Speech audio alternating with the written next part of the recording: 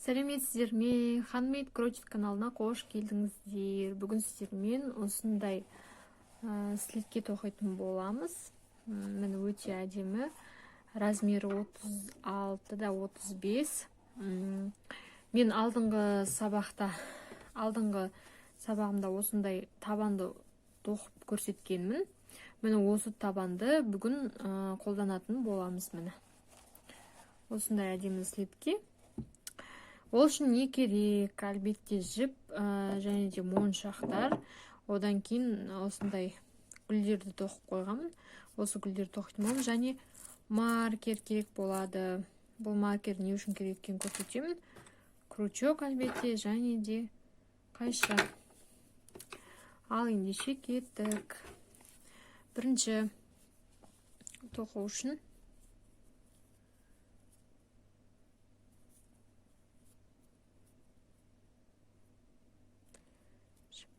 алып бір ілмекті іліп аламыз да, одан кейін мынау теріс беті, мынау міне оң беті.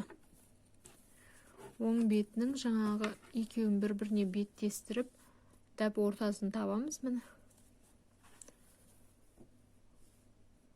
осы ортасын үстіңгі, астыңғы жібі емес, үстіңгі жібінен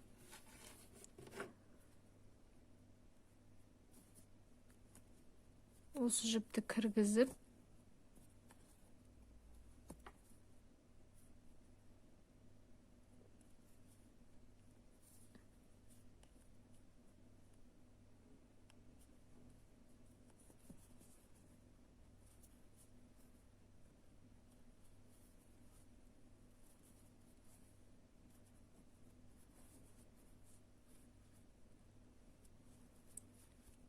екі воздушный петля аламыз. Содан кейін мына көрдіңіздер ме? Мына тоқыманың сіздерге көрініп тұр ма? Міне үстіңгі жібін ғана алып отырамыз. Мынандай столбик, как можно сказать, осылай жіпті іліп, жартылай ілмекпен деп айтамыз. Столбик не с одной, а с половиной, вот так вот. Мынаны шығарып көрдіңіздер ме? Осынан сразу шығарамыз. Столбик с одним накидом деген мысалға мынандай болады ғой. Жаңағы мынаны шығарасыздар, одан кейін тағы да үстінен аласыздар. Ал бұда көрдіңіздер ме? Шығармайсыз, яғни шығарып тағы кіргізбейсіздер, тек мынау жіпті сразу шығарып аласыздар.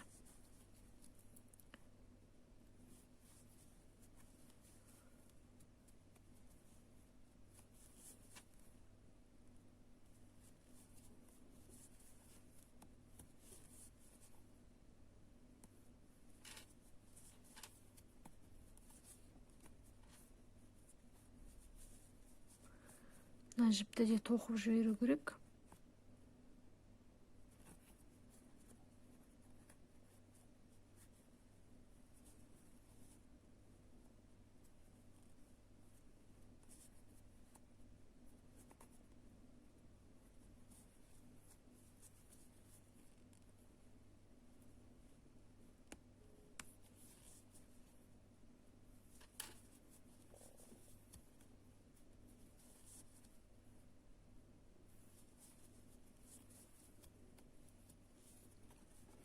Мінекей, осылайынан айландырып толығымен тоқып шығамыз. Міне бірінші рядты бітірдім. Енді тағы да екі бос ілмек алып,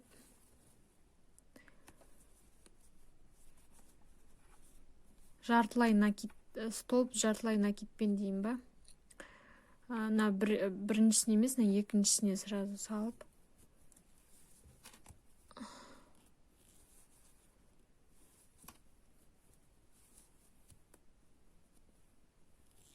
Осылайынан тоқимыз. Аяғына дейін ешқандай арттырма, ешқандай өзгерістер болмайды. Осылай 3 ряд тоқимыз тағы да. Мына бірінші ряд тоқыдық, тағы 3 тоқимыз, сонда 4 ряд осындай жаңа осылайынан болады. Ешқандай өзгертусіз осылайынан 4 ряд өздеріңіз, тағы да 4 емес, 3 ряд. 3 ряд өздеріңіз тоқыңыздар.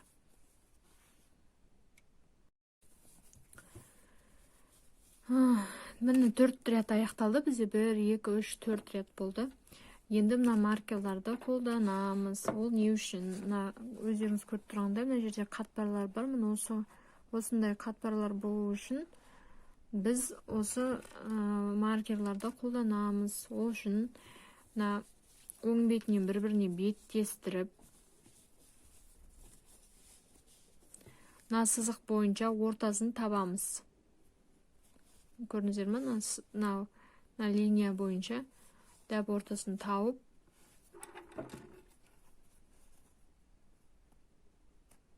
осы маркермен белгілеп қоямыз. Одан кейін 1, 2, 3, мін төртіншісі,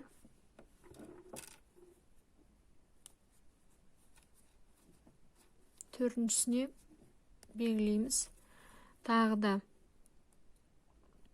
1, 2, 3, төртіншісі міне. 2, 3, міне төртіншісі. Осы шеттен белгілейміз тағы да.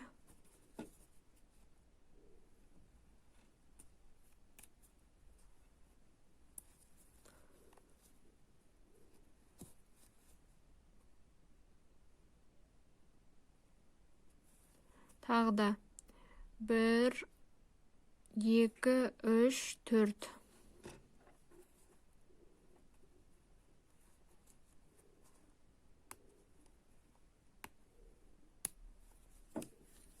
Мына жағы 3 болды. Мына жағы да 3 болу керек.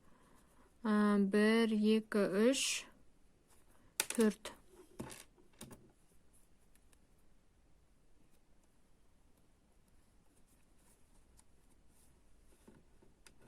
Осындай маркерларыңыз болмаса, бұл маркердің орнына жіпті қолдансаңыздар болады. Жіпті 7 бөлшекке бөліп, осылайынан жіпті кіргізіп, қадап-қадап орындарын белгілеп қойсаңыздар болады. 1, 2, 3, 4.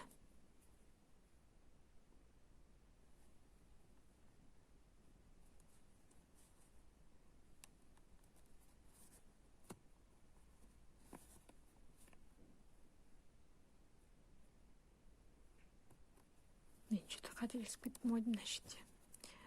1, 2, 3, 4. Мына жерден екен ғой. Осындай қате кетіп қалса, сосын дұрыс емес болып қалады. Тағы да біреу қалды енді. 1, 2, 3, 4.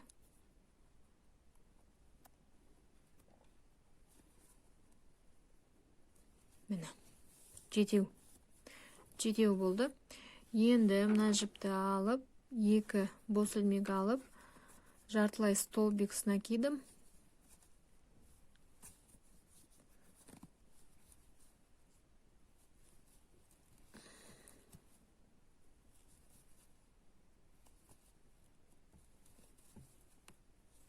Осылайынан мынау осы шетке дейін бірінші жаңағы біз бірінші қатпар жасайтын жерге дейін тоқып алып келіңіздер.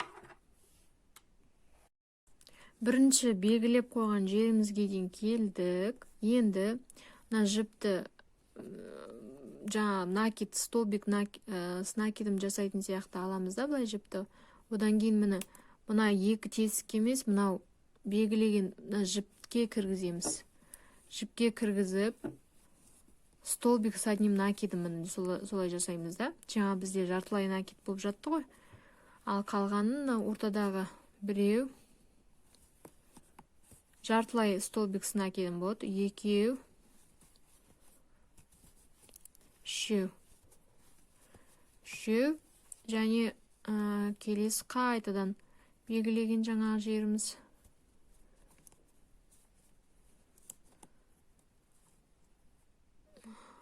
Жаңағы жіпті алып, столбик с одним накидом жасаймыз. Тағы да жартылай столбик с накидом.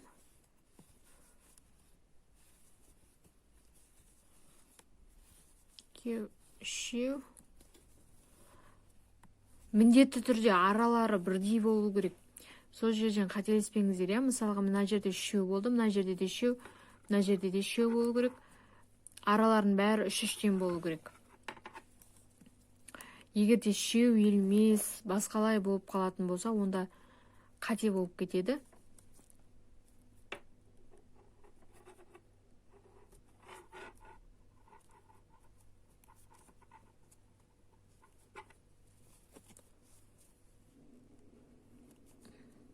Қысқартуға келіп жеттік.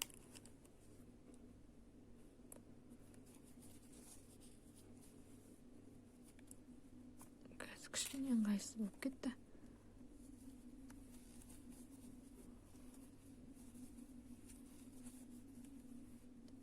Қайталан жартылай столбик накидым. Екеу, үшеу. Тағы да столбик.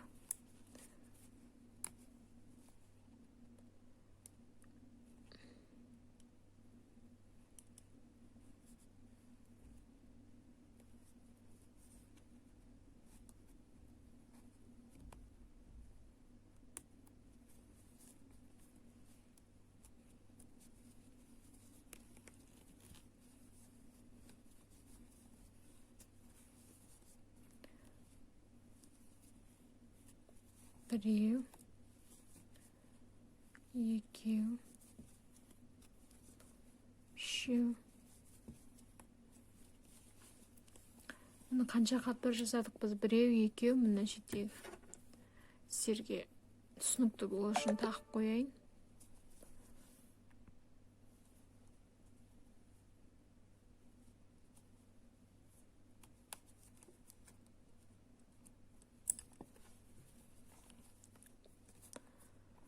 Ары қарай тағы біреу.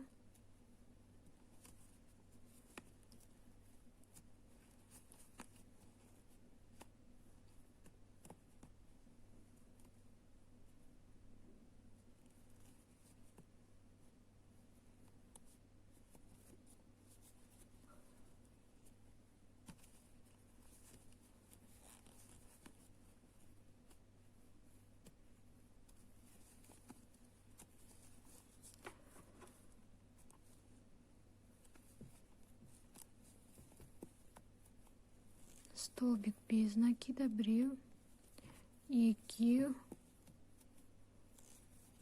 және үшіншісі.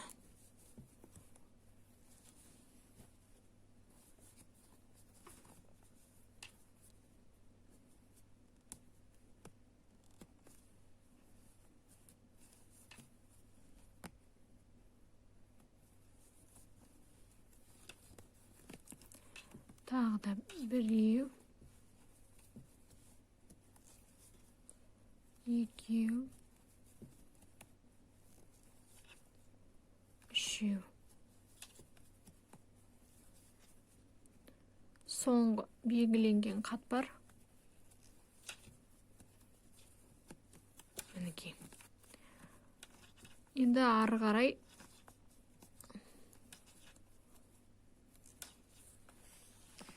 сіздерге түсінікті деп ойлаймын. Мына қатпар жасағаннан кейін жақсылап көрсете кетейін. Қатпар жасағаннан кейін мына көрдіңіздер ме? Мына ұзынды алғаннан кейін мынаған іліп жүрмеңіздер. Келесі жәндегі тұрғанына уже жартылай столбик накидім тоқылады. Жартылай накидпен. Міне қатпарлар осылайынан болып шығады. Ал ары қарай столбик жартылай накидпен осылай аяғына дейін тоқылады. Оны өздеріңіз тоқисыздар. Тағы да келесі рядты көрсетемін. Келесі рядты тағы да осылайынан осы жерге дейін алып келсеңіздер. Сосын ары қарай тағы да көрсетіп жіберейін. Екінші рядты. Жоқ, екінші ряд емес. 6-шы ряд болып саналады екен. 6-шы рядты көрсетіп жіберем. Тағы да қайтып жасайтын. Алуға ең осылайынан өздеріңіз айландырып тоқып алып келіңіздер. Айта кететін нәрсе, мен 6-шы рядты жаңа сіздерге тоқып өзіңіз алып келіңіздер деп айттым ғой. Осы жерде 6-шы рядты бастамас бұрын жаңағы қысқарту болады екен. Мен оны айтам деп ескертем деп ұмытып кеттім. Жаңа 2 воздушный петля алып, одан мына шеттен біріншісінен емес, екіншісінен аламыз, иә.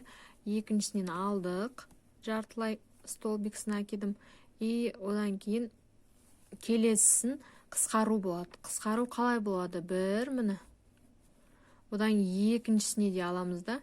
Одан кейін мына 4 жіптен басын бір-ақ шығарамыз. Осылайынан бір қысқарту болады. Сосын аяғына келген кезінде, осы жаққа келетін кезінде тағы да 2 қысқарту болады. Мына аяғына аяқталып келген кезінде. Ол жерде көрсетемін.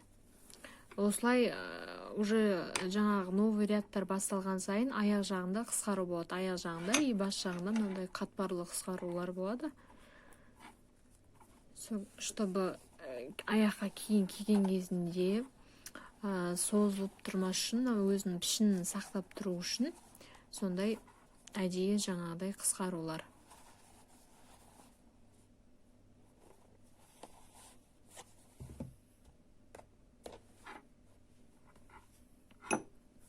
Ал енді мына жер бірінші жағына қатпарға дейін өзіміз тоқып алып келеміз.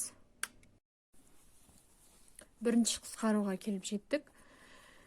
Бірінші қатпарлық қысқаруға дейін. Мені көріп сіздерге толықтай түсінікті болу үшін мынау біреу, екеу, иә, міне екеу болады ғой. Соның ортасындағы жіпті столбик с одним накидом жасаймыз да. 2 жаңа өруден емес, мына прям ортасындағы жіптен аламыз. Одан кейін бұл жерде уже жаңағы рядта 3 болған. Енді бұл жерде мынаусын алмаймыз, келесісін алғанда міне біреу, екеу болады. Сосын тағы да қатпарлы қысқару. Соң келесі де екеу болады. 1,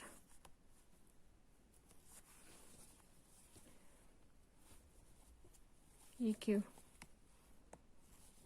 Үшінші қатпарлы қысқару.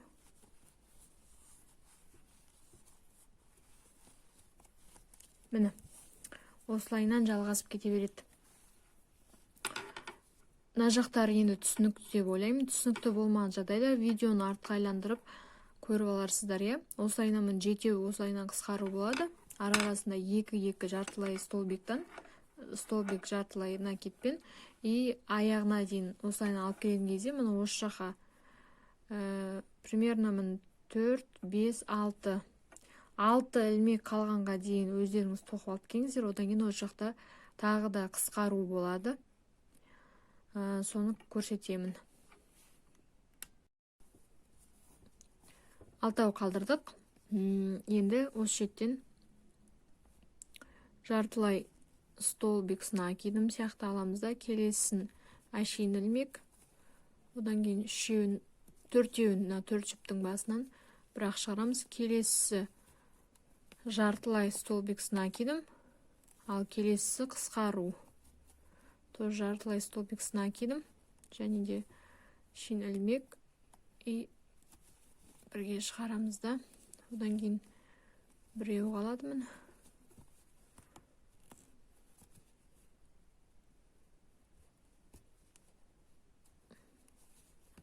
Жіпті кіргізіп біріктіреміз.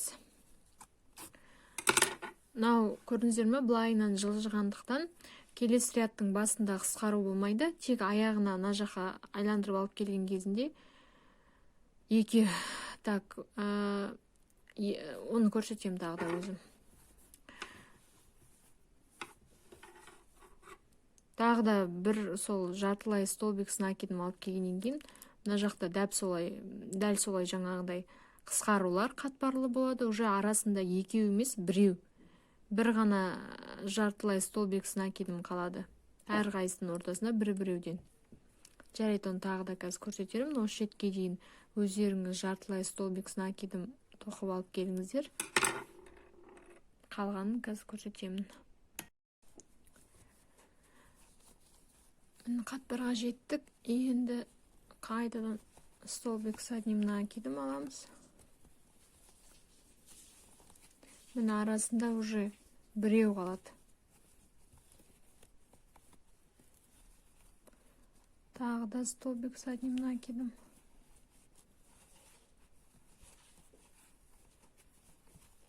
И жартылай столбик с накидом.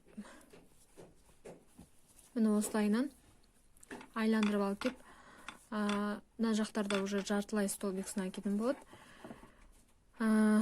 Где-то 1, 2, 3, 4, 5, 6, 7, 8, 9, 10.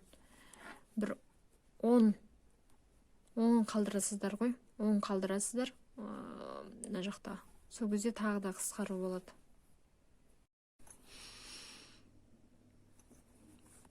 Қысқаруларға келдік. Енді тағы да жартылай столбик с накидом және де әшейін ілмек. Үшеуінен шығарамыз. Екі жартылай столбик с накидом, біреу, екеу.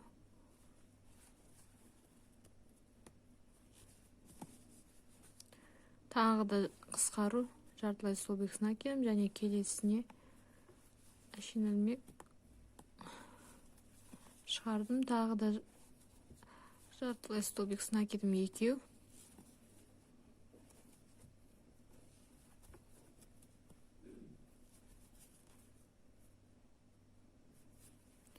И соңғы қысқару. Және ілмек.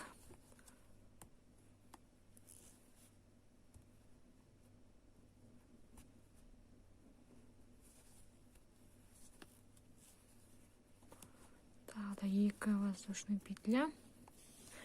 Бұл рядта да басында қысқару болмайды. Біз мұны 1, 2, 3, 4, 5, 6, 7 ряд тоқып шықтық. Бізге керегі 1, 2, 3, 4, 5, 6, 7, 8.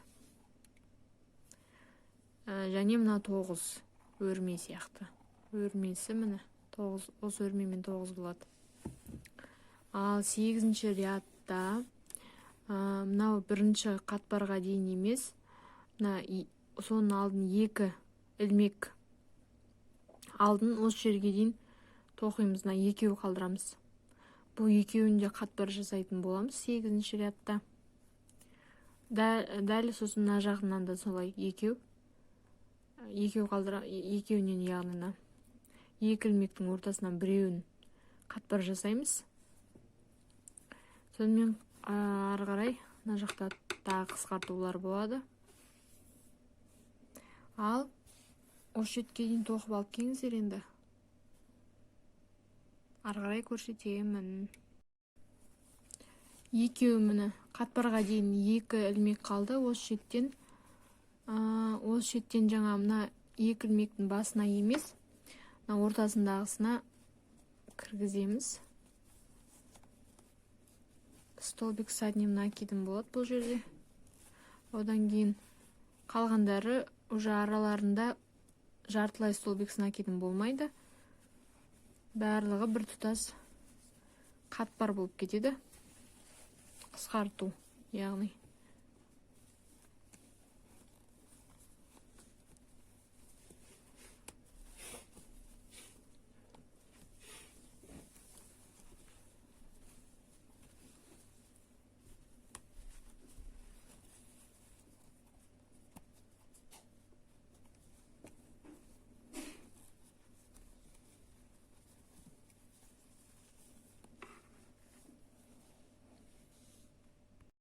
Міне соңғы қатпарға дейінгі екеу қалған, осы жетке келдік. Бұл жетте столбик с одним накидом, мына біреу емес, екеу емес, мына ортасындағы жіпке ілінеді да, қатпар болады тоже. Ал қалғандары ортасынан шыққанда жартылай ілмек тоқылмай, столбик с одним накидом тоқылып кетеді. Қатпар болып.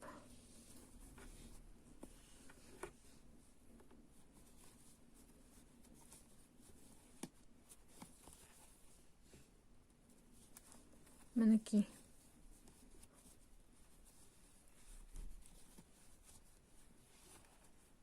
Көрдіңіздер ма, осындай мін әдемі өрме қатпарлар болып шығады.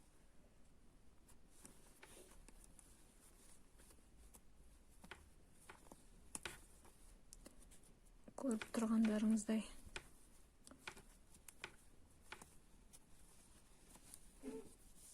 Так, енді екеу қалды.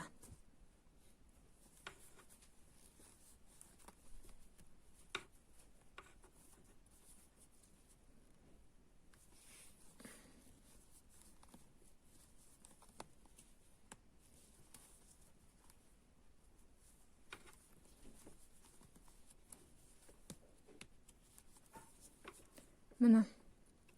Осы шеттегі мынау емес, мына екі өрменің ортасындағы мына жіпке аламыз тағы да. Қатпарды.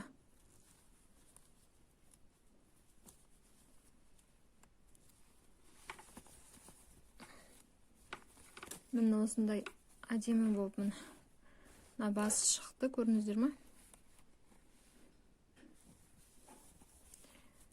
Енді соң жағында тағы да алтау қалдырасыздар да, алтаудың ортасына жаңа тағы да екі-екіден қысқару болады. Екі қысқару болады жалпы. Сол екі қысқаруды жасайсыздар, сонымен 8-ші ряд аяқталынады. 9-ші рядты көрсетемін. Тіпті қазір 8-ші рядтың қалай аяқталуын тағы да көрсете салайын. Одан кейін 9-ды көрсетемін. Алтау, жаңағыдай 1, 2, 3, 4, 5, 6, алтау қалдырасыздар да, осы шетке дейін өздеріңіз тоқып алып келіңіздер. Қысқартуға келдік.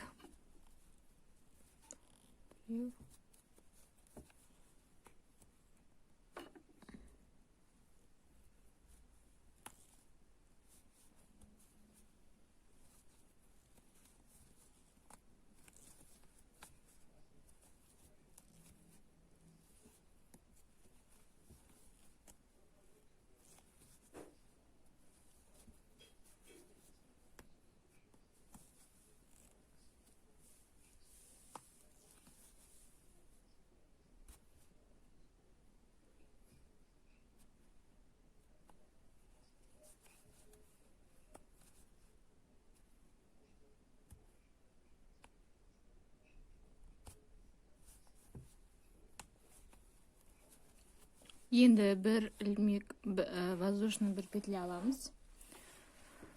Одан кейін ешқандай шығармай, мына қараңыздар. Міне 1, 2, 3, 4. Міне осылайынан өріп кете береді. Одан кейін 4 болды ма, міне 5-ден кейін қысқарту болады тоже. Так, мына біреуін аттап, екіншісінен кіргізіп шығарамыз. И осылайынан каждый 5 сайын, мына біреу болды ма, міне 5-ден тағы біреу, 5-ден кейін тағы біреу, осылайынан 4 болу керек. Мына біріншісін қысқарттық біз, тағы 4 қысқартасыздар. Одан кейін осы шетке келген кезде көрсетемін. Мына жақта қатпары қалай болатын.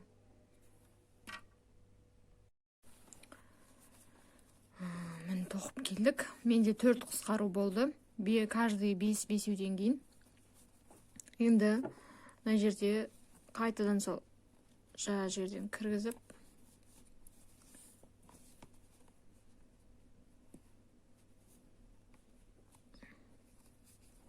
мынаны тоқимыз.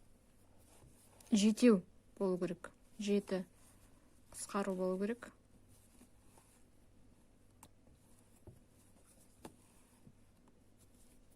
Біреу, екеу,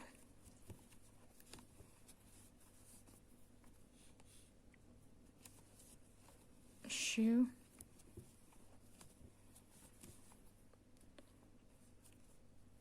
төртеу,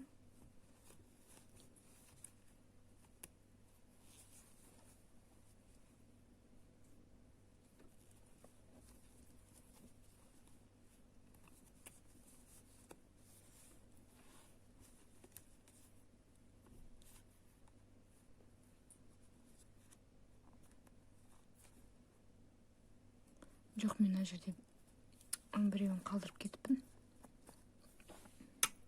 Өріп келдік. Біз енді ортадағы қысқарулар, сол қысқарулар болып қалады жаңағыдай. Қатпарлар біреу, жетеу болу керек.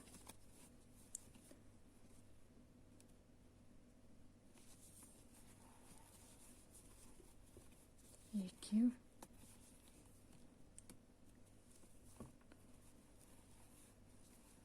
Үшеу. Төртеу.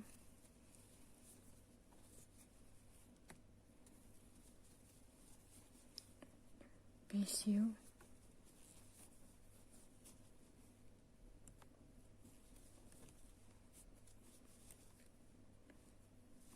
Алтау.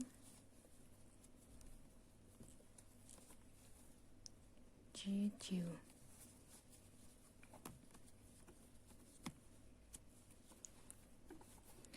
Қалғанын мынау алынбайды, мін келесі мынадан бастап өрі болып кете береді.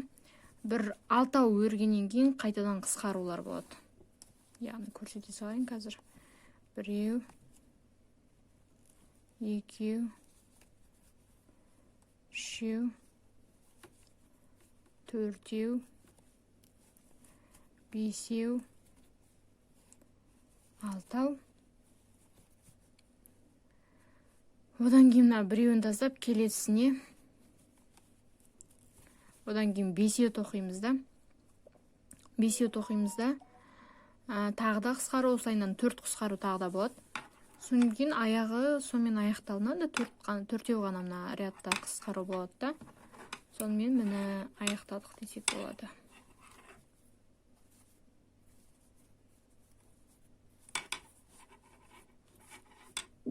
Қазір тағы да көрсетемін. Соңына келіп жеттік. Енді жіпті шығарып, жерден кесіп, жіпті шығарып, жіпті алып, ішкі жағына, ішкі жерлеріне мені кіргізіп, тығып жерсеңіздер болады.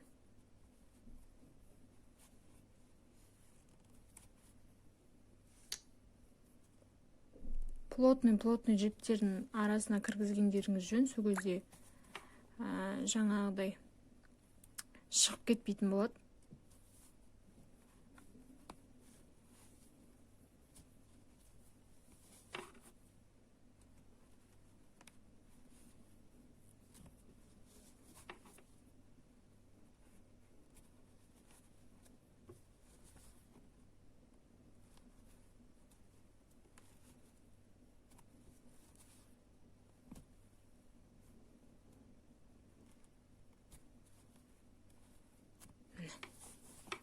Білінбей қалды.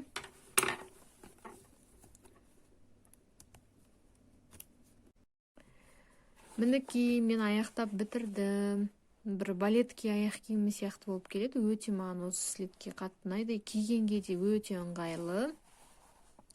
Міне мен мына жақтағы жібін жаңа аяқтап көрсеттім. Гүлдерін алып тігіп қойдым. Маған тіркелуді ұмытпаңыздар. Және де лайк басып, комментарий жаза отырыңыздар. Сұрақтарыңыз болса, комментарий жазсаңыздар болады. Мына гүлдің мен тоқылуын көрсетпегенмін. Егер де кімге қызық болса, комментарий жазып қалдырыңыздар. Мен міндетті түрде видеосын түсіремін. Бұл өте оңай гүл. Қатты бір қиын еш нәрсесі жоқ. Сол үшін тіркеліңіздер. Әлде жақсы осындай нәскилердің, кішкентайларға арналған нәскилердің видеолары болады. Менімен болғандарыңызға рахмет.